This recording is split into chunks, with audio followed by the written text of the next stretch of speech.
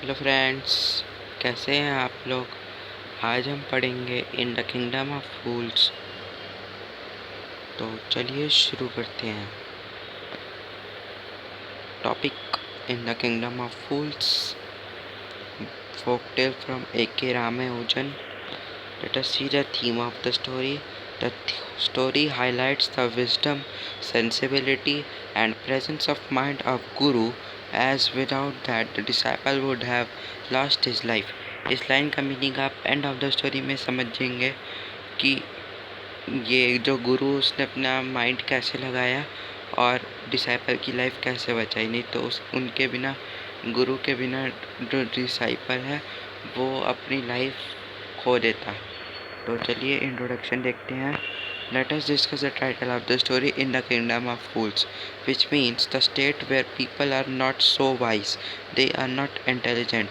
In the kingdom of fools, इस topic को पता चलता है कुछ फूल्स के बारे में। ये चैप्टर है जैसे एक सिटी था, उसके अंदर एक किंगडम था जिसका नाम था किंगडम ऑफ फूल्स। तो वहाँ पे कुछ फूल्स या कुछ बोलते हम उल्लू लोग रहते थे जिनको कुछ समझ नहीं आता, वो हर काम उल्टा करते हैं। तो इस स्टोरी में भी कुछ उन्होंने वैसा ही किया कि जैसे हर आदमी दिन में काम करता है, रात में अपने घर जाके सोता है, ये उल्लू की तरह अपने ये दिन में सोते हैं और रात को जाके काम करते हैं। In this story the king, his minister and his advisor are fool. That means they are not so wise and intelligent. When this kind of people rule the kingdom, then what all happens has been told in the story. जब इन तरह के लोग काम करते हैं kingdom में, मतलब kingdom में इन तरह के लोगों ने काम किया, तो आप पहले से भी पढ़े होंगे स्टोरी को, आपको पता ही होगा कितना इन्होंने फूल्स की तरह काम किया। अब फर्स्ट पेज में देखते हैं। In the kingdom of fools both the king and the minister were idiots. They didn't want to run things like other things, so they decided to change night into day and day into night. समझ ही गए होंगे आप कि दिन का काम रात में कर रहे हैं और रात का काम दिन में कर रहे हैं। They ordered that everyone should be awake at night. उन्होंने ऑर्डर किया कि सबको रात में उठना है और दिन में सोना है। कितने फूल्स का काम किया है। Till their fields and run their businesses only after dark. जैसे ही अंधेरा होएगा उन लोगों को काम करना शुरू कर देना है, और जैसे ही सुबह होएगा, मतलब थोड़ा भी उजाला होएगा, उनको अपना काम वहीं रोक देना है। मतलब, और जो इस काम को नहीं करेगा तो उसको सीवियरली पनिश्ड किया जाएगा, यानी उसे बहुत कड़ी सज़ा दी जाएगी। And go to bed as soon as the sun came up, and even who disobeyed would punished with death. The people did as they were told for fear of death. The king and the minister were delighted at the success of their project. One day a guru and his disciple arrived in the city. एक दिन गुरु और disciple city में आए। It was a beautiful city. It was broad daylight, but there was no one about. Everyone was asleep, not a mouse stirring. Even cattle had been taught to sleep by day. The two strangers were amazed by what they saw around them, and wandered around town till evening, when suddenly the whole town woke up and went and and and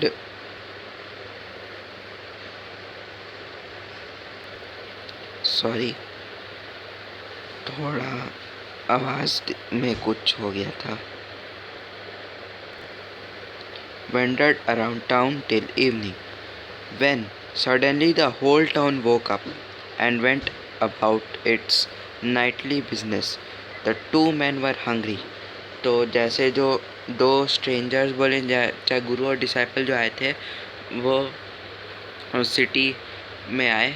उनको city बहुत अच्छा लगा और वो broad था, day light था और city में कोई भी नहीं था, यानी सब सो रहे थे जैसा किंग ने ऑर्डर किया था कि सबको रात में काम करना है और दिन में सोना है। तो फिर सब ऐसे ही थे और फिर जब थोड़ा इवनिंग हुआ, यानी जब नाइट हुआ, तो उन्हें थोड़ी सिटी में चहल पहल लगी। तो और वो दोनों सुबह से कुछ नहीं खाए थे, तो वो हंग्री भी थे। तो फिर एक दुकान पे जाते हैं वो कुछ खरीदने। तो वहाँ पे हर चीज़ का जो रेट था वो इक्वल था, 1 डुडू। डुडू वहाँ की करेंसी थी। तो वहाँ पे हर जो चीज़ आप खरीद लीजिए सब एक एक रुपये या एक एक डुडू का था। The Guru and his disciples were delighted. They had never heard of anything like this. They could buy all the food they wanted for a rupee. When they had cooked and eaten, the Guru realized that this was a kingdom of fools and it wouldn't be a good idea for them to stay here. तो जब उन्होंने खाना खा लिया तब उस गुरु को सोचा ये तो एक किंगडम ऑफ फूल्स है, यहाँ तो रहना अच्छा आइडिया नहीं रहेगा। तो वो उसने अपने डिसाइपल से बोला कि यहाँ से हमें चलना चाहिए क्योंकि हमारे लिए अच्छा प्लेस नहीं है। This is no place for us, let's go, he said to his disciple. But the disciple didn't want to leave the place. और जो डिसाइपल था वो एक फूटी था, तो उसे 1 डुडू में सब कुछ मिल जा रहा था, इसलिए वो नहीं चाहता था कि वो यहाँ से जाए। बोला कि everything was cheap here, all he wanted was good cheap food. अच्छा भी और चीप खाना चाहिए था उसके डिसाइपल को। तो उसने बोला कि यहाँ सब कुछ अच्छा है, चीप है, तो यहाँ पे हमें रहना चाहिए, हमें यहाँ से जाना नहीं चाहिए। In second page the Guru said, they all are fools. This won't last very long and you can't tell what they'll do next. जो गुरु था उसने कहा कि ये सारे यहाँ पे फूल हैं, यहाँ पे वो कुछ भी कर सकते हैं और तुम फंस सकते हो यहाँ अगर तुम यहाँ रहोगे। पर जो डिसाइपल था वो गुरु की एक बात नहीं सुना, वो वहीं रह गया। और जो गुरु था उसने बोला मैं जा रहा हूँ यहाँ से, कोई दिक्कत आएगी तो मुझे मत बोलना। The disciple stayed on, ate his fill every day, banana, ghee, rice, wheat, वो इतना सारा चीज़ खा लिया। तो और वो फिर थोड़ा फैट हो गया, मोटा हो गया, फिर बुल की तरह हो गया। One bright day a thief broke into a rich merchant house. जो थीफ हुआ वो एक रिच मर्चेंट के घर के अंदर घुस गया। He had made a hole in the wall and sneaked in. वो एक वॉल के अंदर एक होल किया और उसके अंदर घुस गया।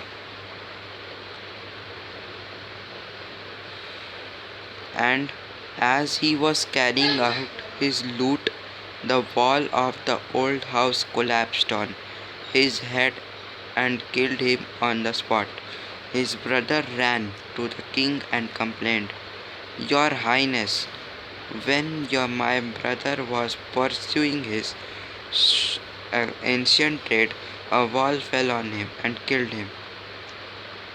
जब उसका जो ब्रदर था थीफ का, वो जब एंशियंट ट्रेड पैक करने आया था तो उसके ऊपर एक दीवार गिर गई थी और उस दीवार के गिरने से उसकी डेथ हो गई थी। This merchant is to blame. तो फिर यहाँ पे एक मर्चेंट था तो उसको ब्लेम करते हैं लोग कि जो रिच मर्चेंट था उसको ब्लेम आया। He should have built a good strong wall. उसे एक अच्छा और स्ट्रॉन्ग वॉल बनाना चाहिए था। You must punish the wrong door and compensate the family for his injustice. The king said, Justice will be done, don't worry, and at once summoned the owner of the house. Third page में देखते हैं When the merchant arrived, the king questioned him, "What's your name?" "Such and such, your highness." "Such and such, your highness." "Were you at home when a dead man bur- buried your house?" "Yes, my lord. I he broke in and the wall was weak. It fell on him. The accused pleads guilty. Your wall killed this man's brother. You have murdered a man. We have to punish you." "Lord," said the helpless merchant, "I didn't put up the wall."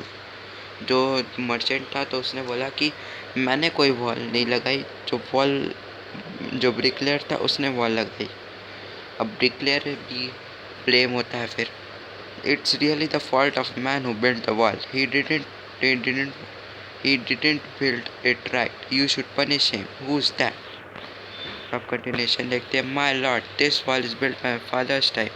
I know the man. He is an old man now. He lives nearby." The king sent our messengers to bring in the bricklayer who had built the wall. अब blame bricklayer पे जाता है। पहले merchant पे गया, फिर अब bricklayer पे जा रहा है। They brought him, tied hand and foot. "You there, did you build this man's wall in his father's time?" "Yes, my lord, I did." "What kind of wall is that you two built?" "It has fallen on a poor man and killed him. You've murdered him. You have to punish him by death."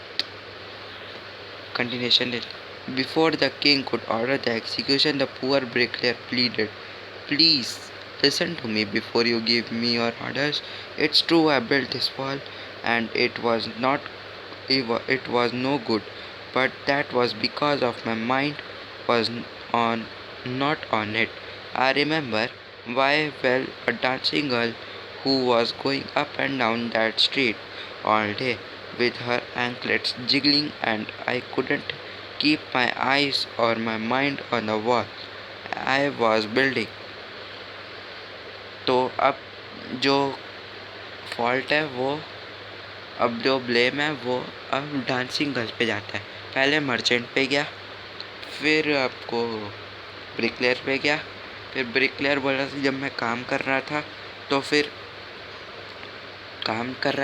फिर जो dancing girl है वो बार बार ऊपर से नीचे अपनी anklet से वो जिगलिंग कर रही थी, ऊपर से नीचे जा रही थी। तो उसने बोला कि उसकी गलती है, फिर डांसिंग गर्ल की गलती है। "You must get that dancing girl." अब वो जो किंग है वो बोलता है कि अब तुम्हें डांसिंग गर्ल को बुलाओ। "I know where she lives." "You are right, the case depends. We must look into it. It is not easy to judge such complicated cases. Let's get that dancer wherever she is." The dancing girl, now an old woman, came trembling to the court. "Did you walk up and down that street many years ago while this poor man was building a wall?" "Did you see him?" "Yes, my lord, I remembered it very well." "So you did walk up and down with your anklets jiggling. You were young and you distracted him, so he built a bad wall. It has fallen on a poor burglar and killed him. You've killed an innocent man. You'll have to be punished." She thought for a minute and said, "My lord, wait. I know now why I was walking up and down that street. I had given some gold to the goldsmith to make some jewelry." अब यहाँ पे देखिएगा कि goldsmith blamed होएगा। "He was a lazy scoundrel. He made so many excuses, said he would give it now and he would give it then, and so on all day. He made me walk up and down to his house a dozen times. That was when this bricklayer saw me. It's not my fault, my lord. It's a damn goldsmith's fault." अब यहाँ पे goldsmith blamed हो गया। "Poor thing, she's absolutely right," thought the king, weighing the evidence.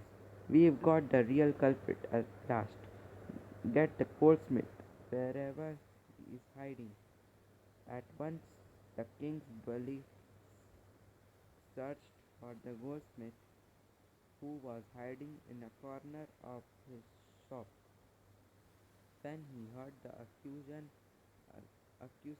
against him, he said he had its own story to tell. My lord, he said, I am a poor goldsmith. It's true I made this dancer come many times to my door.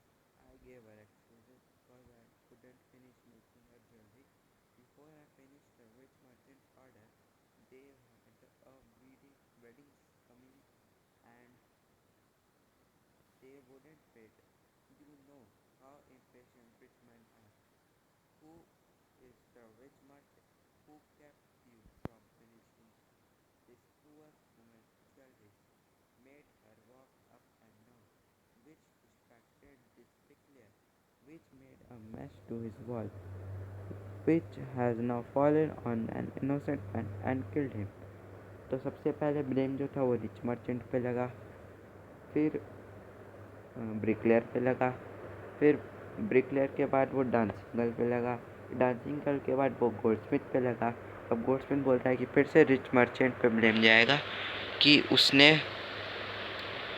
उसने जो है उसको अपनी जो jewellery थी उसको जल्दी चाहिए थी, इसीलिए वो उसके ऊपर ब्लेम गया कि जो गोल्डस्मिथ था उसकी ज्वेलरी को करने के लिए पहले था और पहले जल्दी जल्दी करना चाह रहा था, इसीलिए। Can you name him? The goldsmith named the merchant, and he was none other than the original owner of the house, whose wall had fallen. Now justice had come full circle, thought the king. Back to the merchant. When he was rudely summoned back to the court, he arrived crying. It wasn't me but my father who ordered the jewelry. He is dead. I am innocent. But the king consulted his minister and ruled decisively. It's true. Your father is the true murderer. He is dead, but somebody must be punished in this place. You've inherited everything from that criminal father of yours. His riches as well as his sins. I knew at once, even when I first set eyes on you, that you were at the root of this horrible crime. You must die. And he ordered a new stake to be made, ready for the execution. As the servants sharpened the stake and got it ready for the final impaling of the criminal, it occurred to the minister that the rich merchant was somehow too thin to be properly executed on the stake. अब अब तो पता चल गया कि असली criminal कौन है। तो रिच मर्चेंट था असली क्रिमिनल, लेकिन वो मर गया था तो उसकी जगह किसी को ना किसी को तो पनिश करना पड़ता, तो उसने उसके बेटे को पनिश करने का सोचा, लेकिन वो इतना पतला था कि जो पनिशमेंट देने के लिए था तो उसके लिए वो फिट नहीं था। तो अब देखिए आगे। द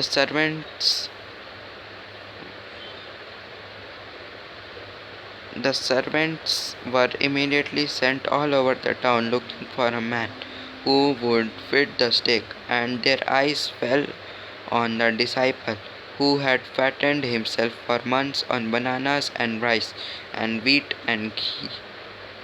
तो जो ये था डिसाइपल था गुरु का, तो गुरु ने तो उसको पहली स्टार्टिंग में बोल दिया था कि यहाँ पे तुम्हारा रहना ठीक नहीं होएगा, यहाँ से हम चलते हैं, हमारा सेफ नहीं है। तो गुरु चला गया लेकिन ये गया नहीं, तो अब ये यहाँ पे फंस गया। अब वो गुरु को याद करता है। What have I done wrong? I am innocent. I am sannyasi, he cried. That may be true, but it's the royal decree that we should find a man fat enough to fit the stake, they said, and carried him to the place of execution. He remembered his wise guru's word. That is a city of fools. You didn't know what they'll do next. While he was waiting for death, he prayed to his guru in his heart, asking him to hear his cry wherever he was. The guru saw everything in a vision. He had magic powers, he could see far. and he could see the future as he could see the present and the past. He arrived at once to save his disciple, who had got himself into such a scrape throughout love of food. As soon as he arrived, he scolded the disciple and told him something in a whisper. Then he went to the king and addressed him. "O wisest of kings, who is greater, the Guru or the disciple?" "Of course, the Guru, no doubt about it." "Why do you ask? Then put me to the stake first. Put my disciple to death after me." तो जो गुरु है वो बोलता है कि पहले तुम मुझे डेथ के लिए रखो, क्योंकि उसका मैं गुरु हूँ। तो गुरु सबसे ज़्यादा टॉप पे होता है डिसाइपल से, तो मुझे रखो, मेरे बाद तुम उसको मारना। When the disciple heard this, he understood and began to clamor. "Me first? You brought me here first. Put me to death first, not him." The guru and the disciple now got into a fight about who should go first. तो जो disciple था तो उसने बोला कि नहीं, तुम पहले मेरे को मारो। तो अब वो दोनों के बीच फाइट हो गई, गुरु और डिसाइपल के, कि कौन पहले जाएगा। The king was puzzled by this behaviour. He asked the guru, "Why don't you want to die? Why do you want to die? We chose him because we needed a fat man for the stake. You shouldn't ask me such question. Put me to death first," replied the Guru. "Why? There's some mystery there. As a wise man, you must make me understand." तो तुम पहले वो king है वो बोलता है कि तुम क्यों जाना चाहते हो पहले पहले तो कुछ वहाँ पे मिस्ट्री है क्या जो तुम लेना चाहते हो। तो देखते हैं आगे। "Will you promise to me put to death if I tell you?" asked the Guru. The king gave him his solemn word.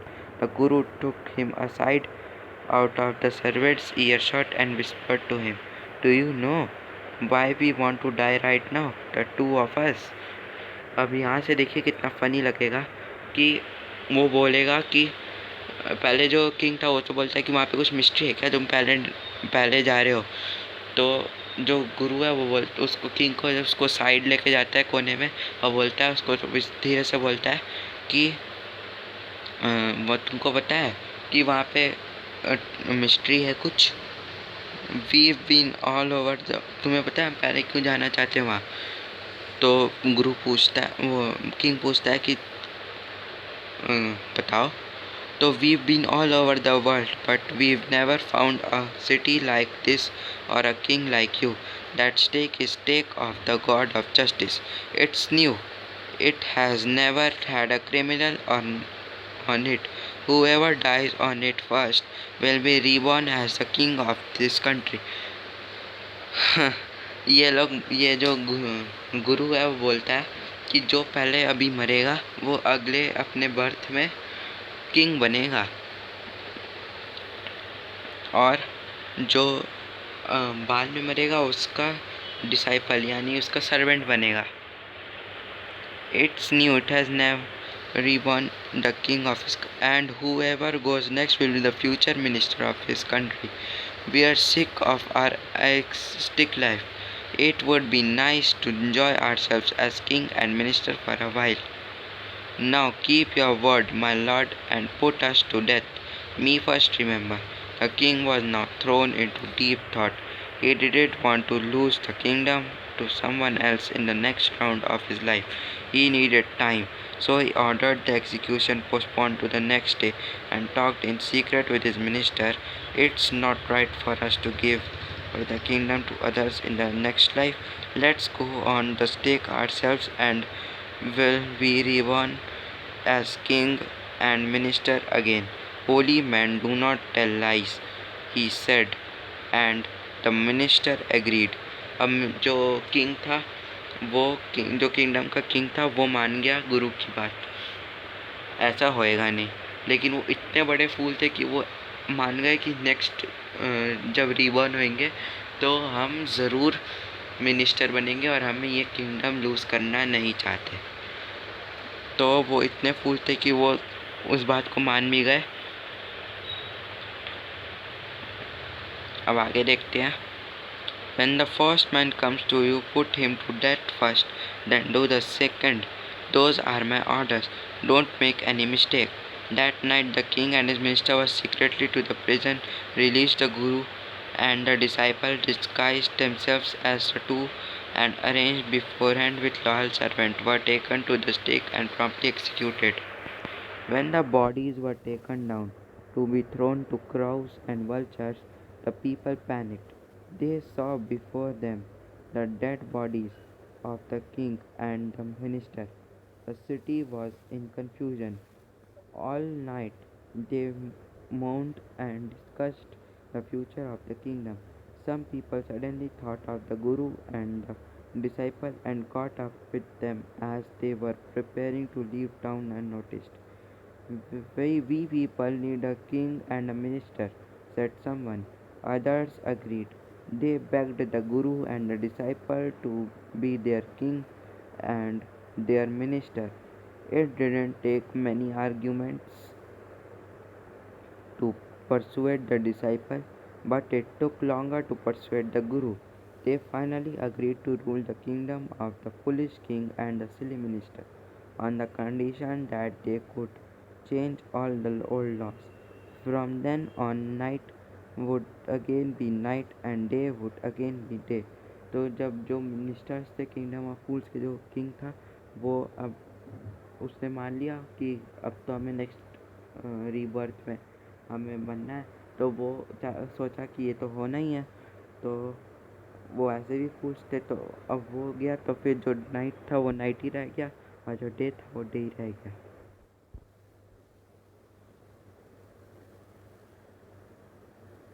And you could get nothing for a doodoo. It became like other place. दोस्तों मेरा chapter यहीं खत्म होता है. Chapter के लिए time से पहले करते सकते हैं. तो दोस्तों thank you for watching my video and hope you like this video. Please subscribe my YouTube channel.